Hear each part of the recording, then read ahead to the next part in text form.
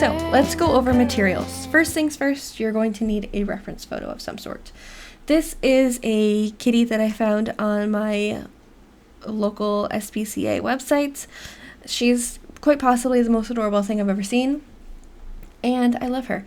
So I will be painting her today. I love how she's missing part of her ear. Just, everything about her is just so stinking cute. I love the colors on her, and I also really like the shadows that she's got going on. So we'll be painting her today. You'll also need some sort of surface or paper. This is Canson mixed media or watercolor paper. I don't remember exactly what it is, but it's just their student grade. It's nothing special, just what I happen to have on hand. And as you can tell, there is some texture on it. So this is cold pressed paper. I think it's about 140 pounds. But yeah, I'll end up be cutting this in half. This is a 9 by 12, and this is much too large, so I'll be cutting this in half. Because we're using gouache today, you're going to need some paintbrushes. This is what I'll be using. This is, I think this is like a 1/2 inch flats. I think this is maybe a 1/4 inch flats. I have a size number 5 rounds.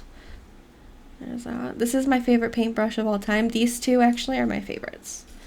You can paint anything with these two brushes. And then I have just a small little detailer. And Canson Selects are my favorite paintbrushes to use, but you can use whatever you happen to have on hand. I'm also using colored pencils. So I have quite the assortments. You'll only need a handful. I would say if you happen to have like a set of 12 or 24, then that's the perfect amount. You'll be just fine with that. You definitely need like a nice creamy white. I really like Prismacolor white, a black, and like a chocolate brown. It does look like she has some like peachy colors and some tan colors to her, so I'll probably be using maybe some like light pinks and yellows, but we'll get to that when we get to it. We'll worry about it then. I don't know exactly what colors I'll be using, so and of course you're going to need gouache. I don't know exactly what colors I'll be using, but this is my collection. I will probably be using the M. Utrecht and Winsor & Newton brands, but use what you have. But that's what I'll be using. I don't know exactly what colors I'll be using. Probably a red, a yellow ochre, and a blue. Definitely whites, and I haven't quite made up my mind if I want to use black just yet. But this is what I've got going on, and yeah, you can do so much with just a handful of colors. You don't really need a whole lot. With gouache, you're going to need a palette. And mine, of course, is dirty, but this is what I've got. It is a metal butcher tray. A lot of artists like to use this because it kind of contains the paint to one area. You're not having anything like spilling over or making a mess. And I like this because the water just kind of sits on top and pools together, where a plastic pellet, the water beads up on top and it looks kind of weird and it's kind of hard to mix. So this is my preference, either this or maybe a porcelain palette, but whatever you have will work just fine. So this is what I'll be using today. And then you're just going to need a few miscellaneous items. I will probably be drawing my underdrawing with this pencil. It's just a mechanical Papermate sharp writer. This is my preferred drawing utensil, so this is what I'll be using. You'll also need some paper towels or a rag, and I'm going to be using casein as my underpainting because it dries nice and permanent. If you don't have casein, watercolor will do just fine, or if you don't have either of those items, then you can go ahead and use a very light wash of gouache. But you just have to be careful because it will lift up once you put layers over it. So definitely, if you have it, casein or watercolor is my preferred method. So I think that's just about it for materials today. So let's go ahead and get started. Be to me a mother.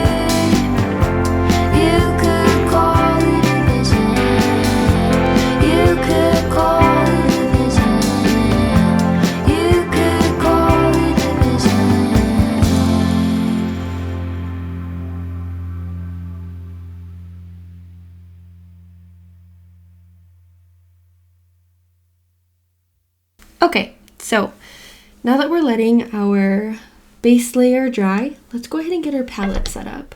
So as I mentioned before, this is a metal butcher tray. I put a little bit of wet paper towel down. This is damp paper towel. You don't want it to be super wet because otherwise all of your paints are going to like absorb and dissolve into your paper towel, and you definitely don't want that. I have this chunk of leftover white gouache from my previous painting that I'm just going to leave there. Normally, I would just add the white on top of the paper towel, but it's already there, so that's where it's going to stay. And as far as colors go, let's see, I have a titanium white. I might add just a little bit next to it just so I have some fresh, but gouache can be reactivated, so in theory, I wouldn't really have to. This is a lemon yellow, Winsor & Newton. I'm also going to use a little bit of yellow ochre. I'm just going to put it on my palette. I don't know if I'll use it a whole lot, but I want it to be available to me if I need it. I'm going to use napthol red. And this is a really nice warm red. This is totally optional. But I've been really enjoying using magenta. I really like the way that it looks, and I like the colors that I can get from it when I mix. So if this is something that you have and you feel compelled to experiment with it, then I suggest go ahead and give it a try. I really like magenta. And then I'm going to use some ultramarine blue, and I've decided that I'm going to go ahead and use black. So I'm going to get this organized in my palette the way that I like to. I usually like to do yellows, red, and pink, blue, and then black in this corner. So let's get that started.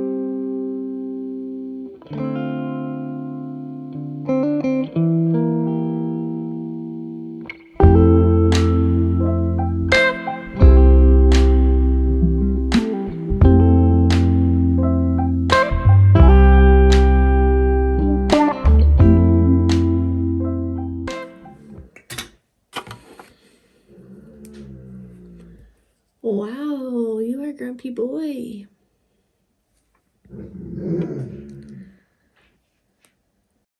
Okay, so now that we have our palette set up and we have our reference photo and our work surface is ready to go, I want you to look at your reference and point out the darkest points.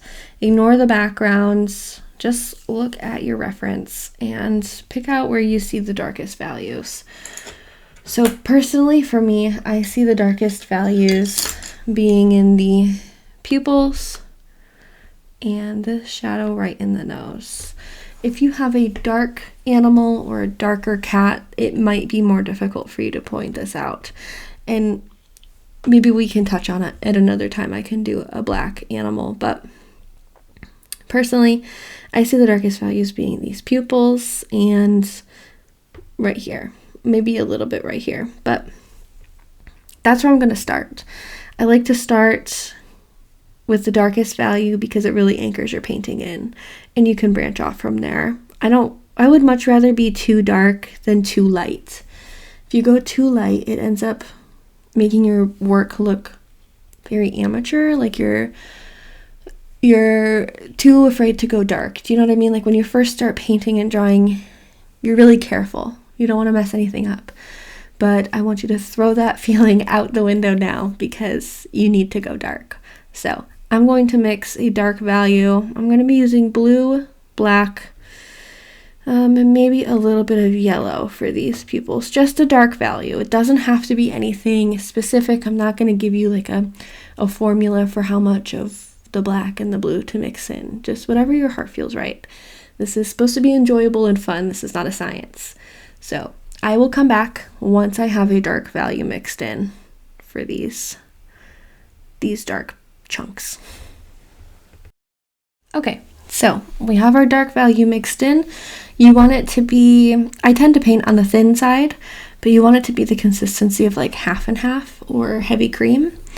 And I'm just going to go ahead and I'm just going to throw it right down where I see these darkest values.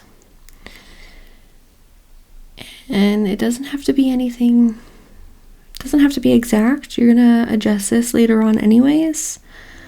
And you're gonna go over it probably 100 times. And we can always go back with colored pencil. So there's no need to feel like you're gonna mess anything up.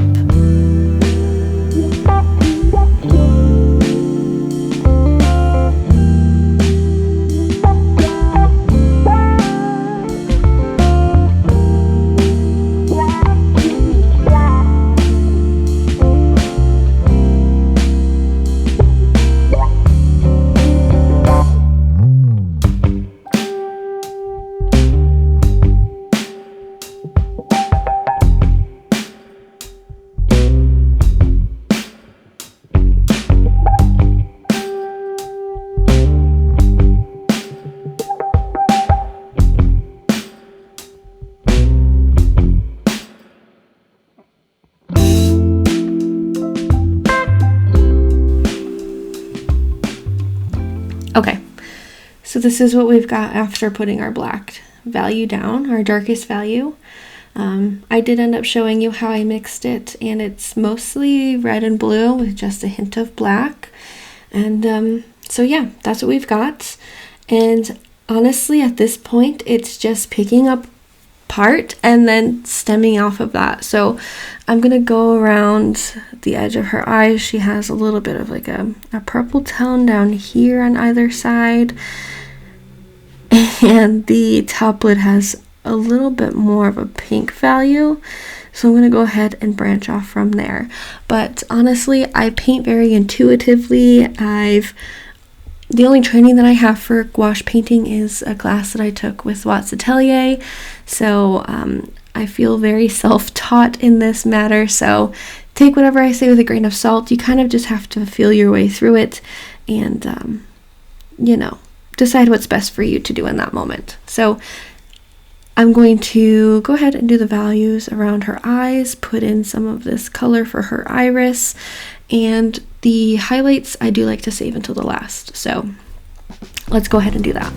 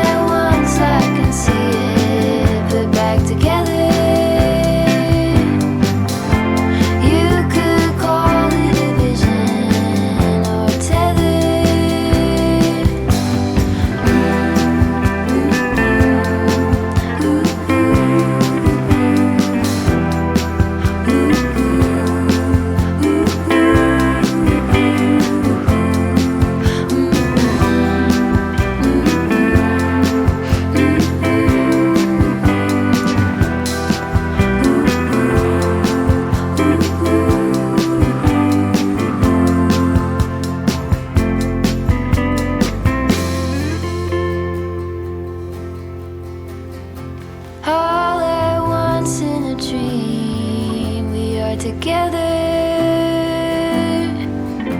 You could call it a vision or a tether.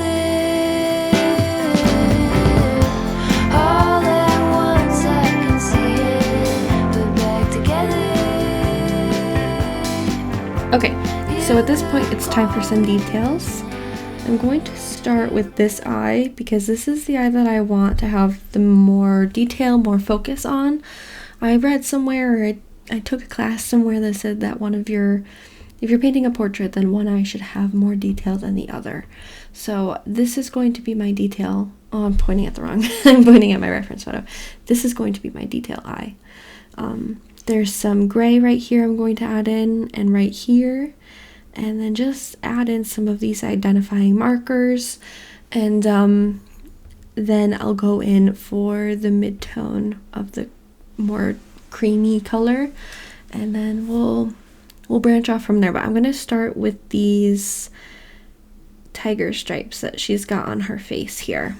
Also, I've gone in with a little bit of yellow, just a really light wash, just to mark where I want a warmer tone, and if I put a little bit of gouache down, it will reactivate once I go ahead and go on top of it with another layer. So if I decide to go over with white, hopefully some of that yellow will reactivate and help it to have a more warm appearance. So let's go ahead and get started on these little tiger stripes on her face.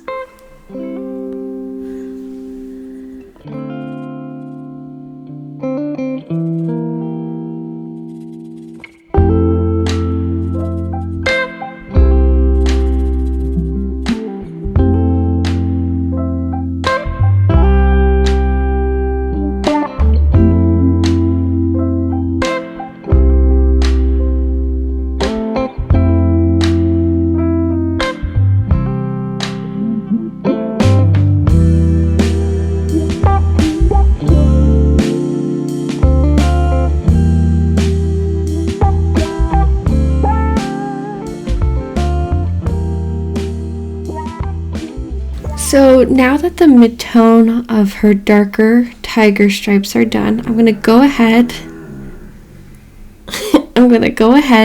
and add in some of these light highlights, and then we can fill in the spaces in between.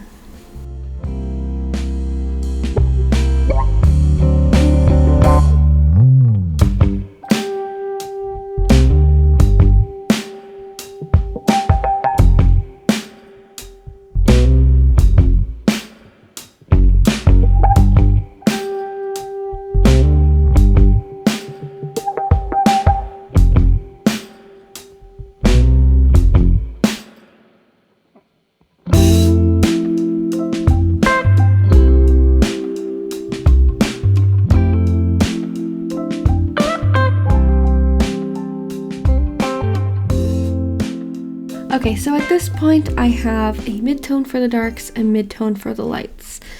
I'm kind of feeling out what I want to do for the background, and I think I'm going to do that next.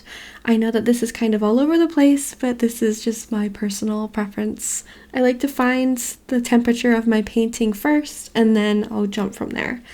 Unless I already have a color in mind that I want to, throw in there, but I didn't know what I wanted to do for this round. So I'm going to go ahead and go in with a light blue, greenish color, and that is because I want it to really warm up the cat. I want the front of her face and this side to be nice and warm, just because of those warm orange patches that she has. So I am going to go ahead and throw that in now. At this point, I want you to keep in mind that gouache, darker values always dry lighter, and lighter values always dry darker. So keep that in mind when you're mixing your colors. Another thing I want you to remember is to put your brush strokes in the direction of the fur. And that is because it'll help give you the illusion that your brush strokes actually are the fur and whiskers. If you are just laying down color, it will look a little bit more blocky and not quite give it that realistic look of fur. So keep that in mind as well. So as I'm going to lay this color down, I just wanted to let you know that I'm not going to be mixing my paints thoroughly for the background. I like it when it has a little bit of texture and a little bit of like a streaky look, I guess. I don't know. I really like texture in my pieces. And so I'm going to go ahead. I might actually have to tape this painting down because it's starting to curl a little bit. But I'm going to just go ahead and throw that down. I'm perfectly okay with some of this overlapping onto the cat because, again, we want her to look like she's jumping off the page, bouncing off the page. We don't want her to look like she's being cut out of the paper. So I'm going to go ahead and just throw this color down, and I'm going really light. I'm perfectly fine with some of the orange showing through the paper. Again, I think that that gives it a lot of really nice texture, and I'm definitely going to have to tape this down. But I'm just going to go ahead and continue filling in the background, and I will see you when I'm done.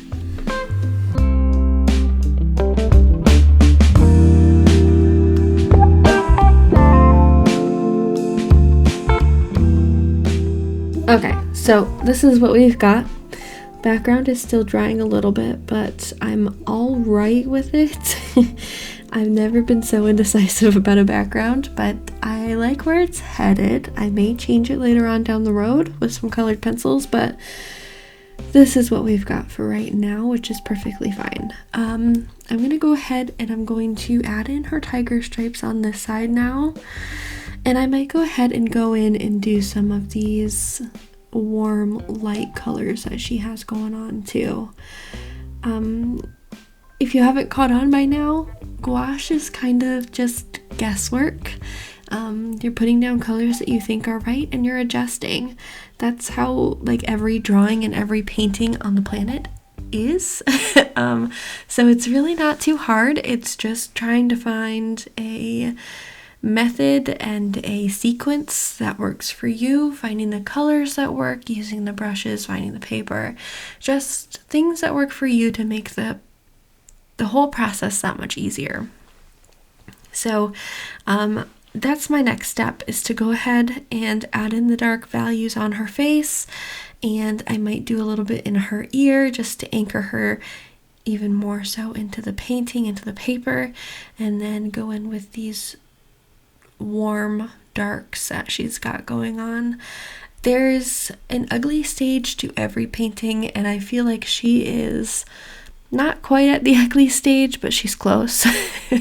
And once you hit that ugly stage, it's really important that you push through and continue, because it's only going to get better. I mean, that ugly stage at times can be really terrible, but it's something that a lot of artists, when they see it, they quit and they don't want to move on, and they decide that they hate that medium and they never want to come back. But you're only going to become better and improve if you push through the ugly stage, and I am a firm believer in that. So I am going to go ahead, keep nitpicking at this cute little kitten's face, and I will update you once we get to the highlights. So I'm going to go ahead and I'm going to keep painting, and I'm going to take you along with me so you can see the process.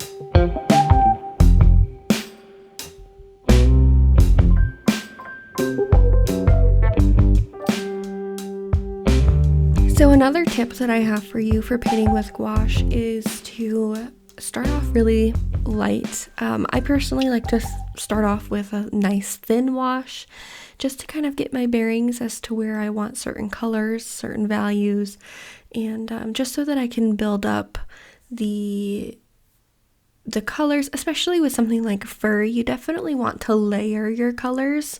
So you see me go back and forth between really dark tones, really light tones. Unfortunately, I had to speed this up, otherwise this video would have been 2 hours long. But yeah, you definitely see me alternate. You want to keep in mind that light gouache colors are going to dry darker. Darker colors are going to dry lighter. It's just something that you have to get used to. It has a massive learning curve to it, and it can be quite frustrating, especially for beginners. But my favorite part of this whole painting are her ears. I think that they end up taking the tip of that little one off to show that maybe she's spayed. That's the only thing that I could think of, because if you look at their website, there are a few other cats who have the same ear taken off. So it seems kind of cruel to do that. I don't really know the ethics behind it, but it seems a little sad. It does make her very cute though. So I don't know, I feel bad for her because she is missing the tip of her ear. But yeah, no, I love how I left the color of the ears, pretty much the tone of the paper. I toned it with casein, if you remember, and I added a few highlights and a few shadows, and later on I do go in with some fur, but for the most part that's just the color of the background, and I think it works really well. I do the same for the dark patches on her like shoulder and her belly, but I kind of vignette it out to the side of the background just to kind of help like melt it together, if that makes sense, just to make the edges a little bit less conspicuous and a little bit less obvious.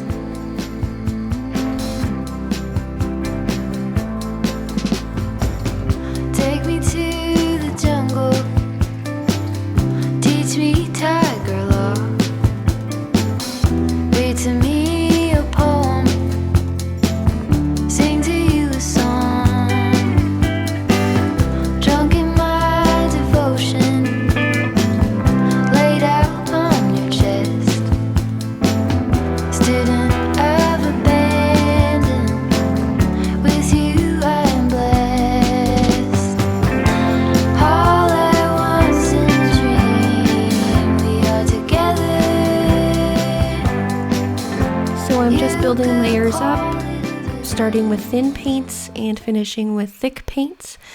I like to do this because typically as you work up, I mean, you kind of want like a nice soft base layer to begin with and then work your way up. The only place that I don't do that is with her eyes, the dark values of the eyes, because I feel like it's easier to start with a really nice, thick, dark pupil to kind of move out and branch off from there. So yeah, you see me start working in with colored pencils. All I'm using is a black color, white and off-white cream color, which I don't really think I ended up using that much. And then I think it's a children's set of colored pencils, that little like tan warm brown color. I think that's from a Faber-Castell children's set of colored pencils, but that ends up being my favorite one. And I'm just going in wherever I feel like it needs to be placed, and I'm trying to, especially when I do the fur, I try to go in with a lighter hand just because I don't want it to be obvious that I'm using a black pencil. Black can be extremely harsh, so I try and stay away from it if I can help it. But yes, that is that brown colored pencil that I was talking about a second ago from the children's set. That set honestly is one of my favorites, and I use them all the time. But I'm just trying to make sure that my pencil marks, my paintbrush marks are all going in the direction of her fur. And that's because they're going to show up one way or another. And if you want it to look more realistic, putting it in the direction that her fur grows is definitely going to help.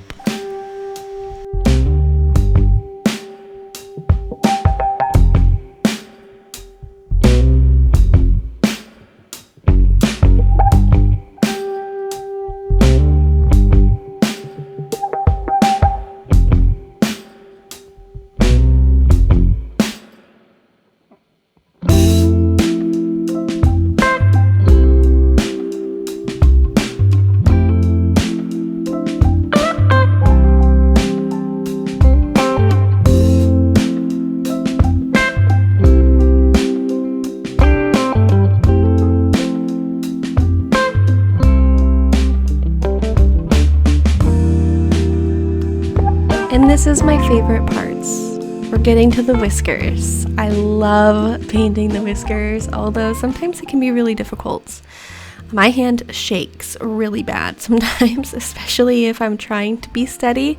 So painting whiskers can be a fun challenge. But I just love the life that they bring to the painting and the dimension that they bring. I don't know if I mentioned it in the beginning of the video, but smudging the paint with your finger really gives a nice soft look, adds a little bit of texture, and really helps to soften those harsh lines. If you feel like you have a paint brush stroke that is a little bit too harsh, I like to smudge it with my finger, or go over with just a wet brush with no paint on it, and that really helps to smoothen the whole look. But in a second, I do end up going in, right here, with some colored pencil. I felt like she wasn't quite popping as much as I was hoping she would. I felt like the background was too similar of a value as to what she was. So I went in with just a little bit of an indigo pencil and filled in where I felt necessary. But we are nearing the very end of our video. I hope that you guys enjoyed this tutorial. I don't know if I would consider it a tutorial, but we're nearing the end of this video, a how to paint video. And I hope that you guys enjoyed. Oh, the highlight on the eye is also my favorite part. It's so good. It just brings the whole painting to life. But yeah, I hope that you guys enjoyed this video, and I'll see you guys next time. Bye.